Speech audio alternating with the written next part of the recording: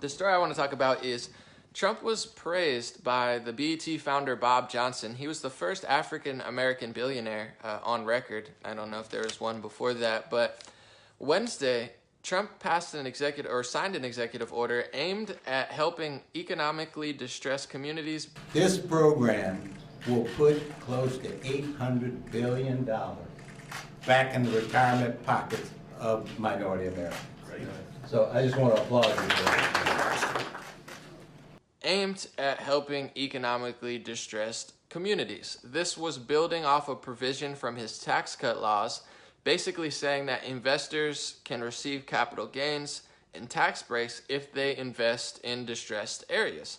Now, what is a distressed area? According to the Treasury Department, they outlined officially 8,000 communities worldwide, nationwide, that are opportunity zones. So there's 8,000 communities that the Treasury Department determined are opportunity zones, and if companies go there, they get tax breaks. I'm sure there's more to this story, but see, this is Trump's idea, and I know a lot of people probably that watch me too believe in other economics and stuff, and I'm not an economics major or anything, but Trump lowers taxes and incentivizes companies and corporations to go to these areas, even back to America, because in California, I'll give you a quick example, the taxes are very, very high. You know, to start a small business or probably big business, all the money's high. So if you're a business that's making millions upon billions of dollars a year, do you want the state of California to take, 30 to 40% of what you make?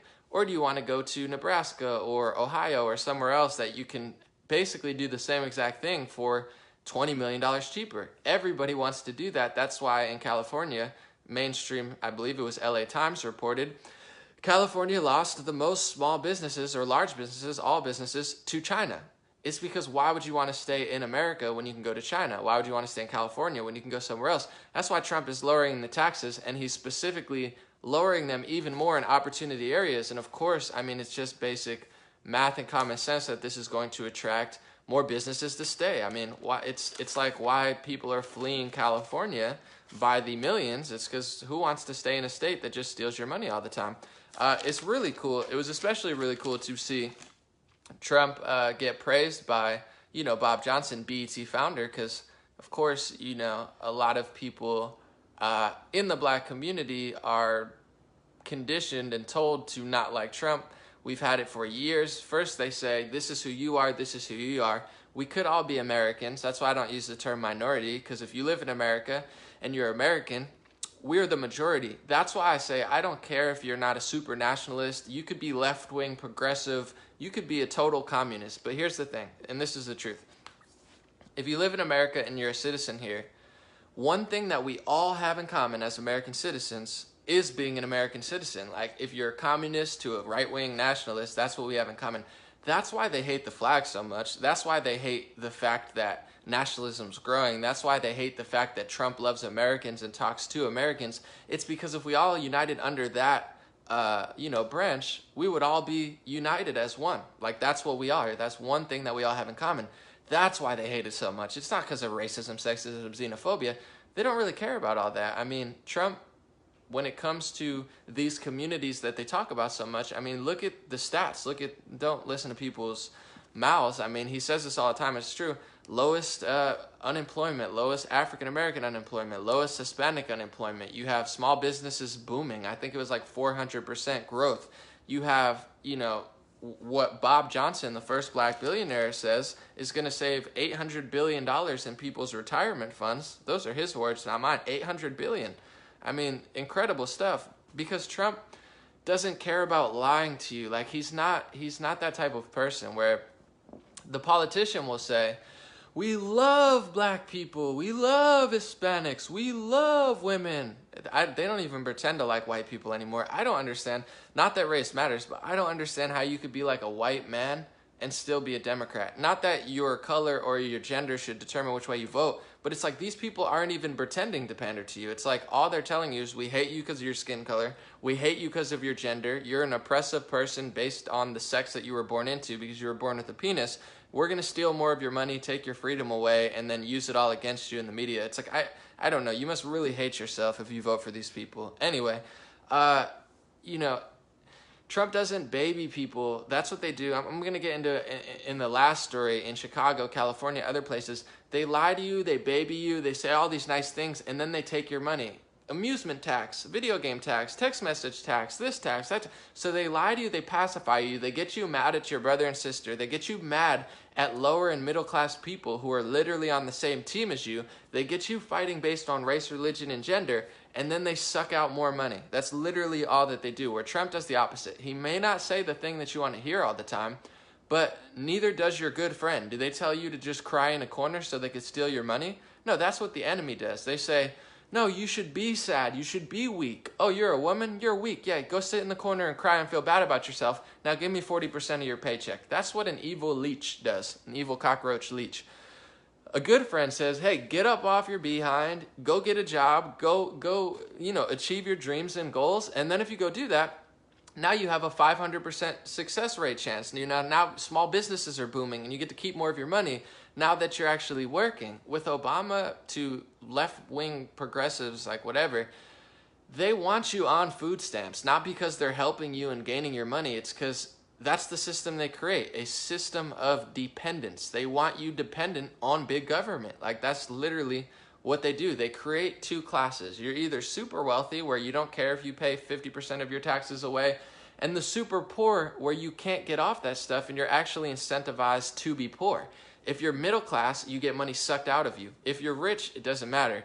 If you're poor, you get money. So why would you want to be middle class when you get your money stolen from you and you can't afford anything, when you could be poor and get all the free handouts? They create literally a lower class and an upper class, and Trump is slashing all of that stuff. He's bringing small businesses back. He's bringing money back. If you're black or you're Hispanic or you're whatever, any race, religion, gender in America, it's the greatest time to be an American. And if you have ambition, you can do anything. You know what I'm saying? There's thousands upon thousands of entertainers and musicians and YouTubers and bloggers and small business owners who sell jewelry and t-shirts online. They don't care what race, religion, and gender you are. You're going to get a tax cut. You're going to have more freedom and more opportunity, because that's America. That's the world now. We live in like the greatest era ever, where the job that I do and the job that like half the world does didn't even exist 10 years ago. So there's no reason to feel sorry for yourself. There's no reason to hate on yourself or hate other people. Trump is the truth, and people are starting to realize. I posted it on Instagram. I'm getting like hundreds of comments of people tagging all these people.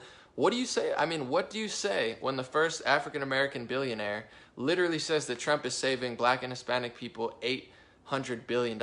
And just before I move on, I don't know why they include Hispanics in minorities anymore. Like, we got to get better terminology for this. Let's go American. We're all American. There's white people who are suffering as well that nobody seems to care about. But how are Hispanics even minorities? I mean, half the country is Hispanic now. So I don't know at what point do we stop calling people minorities and having other communities suffer. But this bill that Trump passed, or the executive order, it helps pretty much everyone. I mean, we'll see how it plays out, but it's a good idea. Incentivize tax cuts to businesses going to these areas. It's going to bring jobs back. I mean, it's like, why? I don't want to get into it. I want to get into the next story. But when you raise taxes, it's not going to incentivize any companies to stay. It's not going to incentivize people to stay.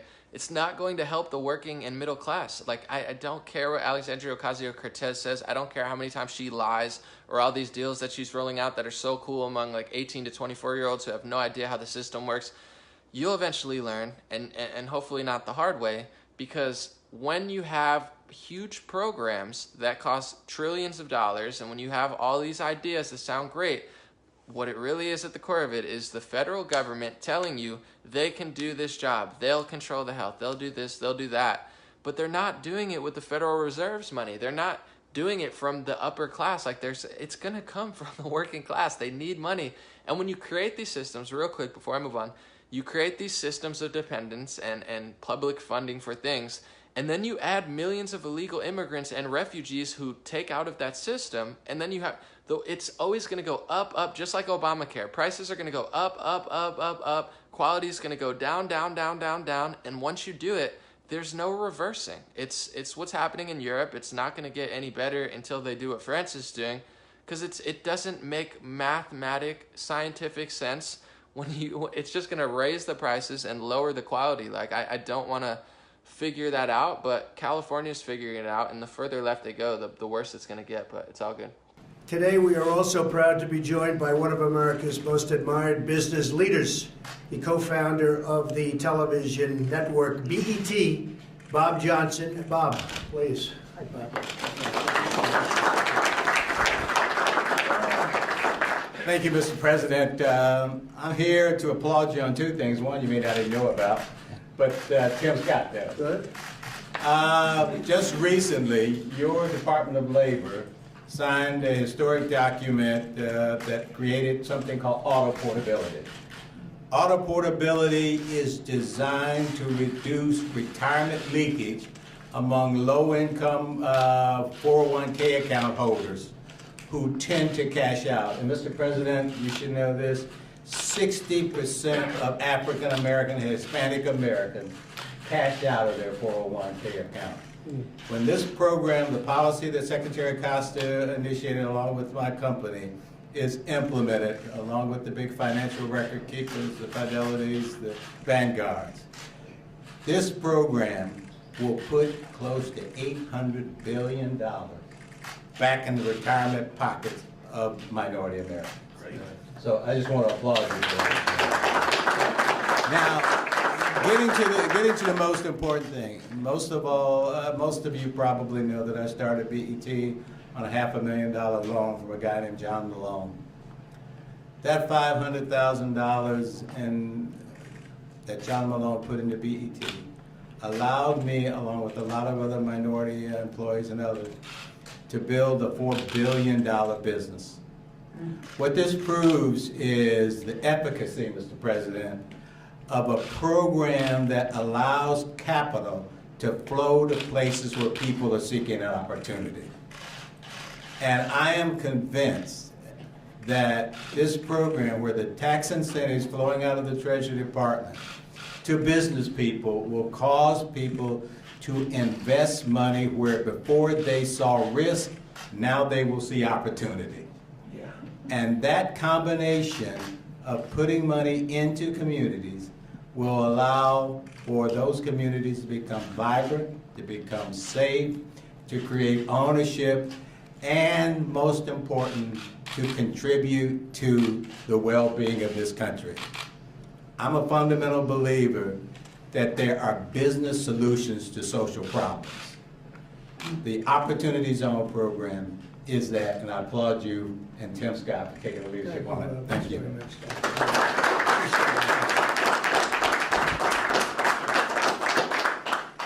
Thank you very much, Bob. Under my administration, we are fighting every day for all Americans.